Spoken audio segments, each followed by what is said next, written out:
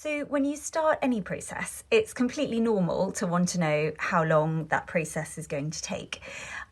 With divorce, it can be hard to predict, but that's largely because it depends which process you take. So if you start on the basis that you want to work together, the minimum period to get your divorce application through is 6 months. During that time, you can work through the arrangements for your children together.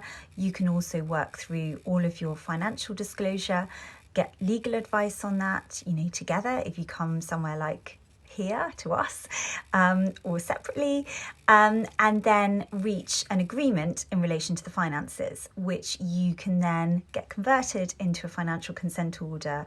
And at the end of 6 months, you're there. That's also a decent amount of time to help you navigate the emotional side of divorce. It's not a race. You can't rush that. The difficulty for divorcing families is when you've got court proceedings, because if you're in an adversarial process and you're relying on a third party to make the decision for you, the time frame is taken completely out of your control. And many people just don't realise the impact of court backlogs and what that means. And there was a report called the Farquhar report, which looked at the stats for how long it was taking financial cases to get through the courts. And they found that on average, it took a year to get to a sort of FDR hearing, so a settlement hearing. And if it didn't settle the case, it would take a year and a half to get to trial. Now, the London figures were much worse than that. So the London figures, it was taking 2 years to get to a settlement hearing, 3 years to get to a trial. And the judge himself who conducted the report was so horrified by those statistics that he thought they must be wrong.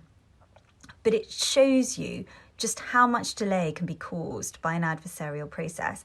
And that's because you're not both in control. You're relying on the way each other negotiate. You're relying on the court timetable.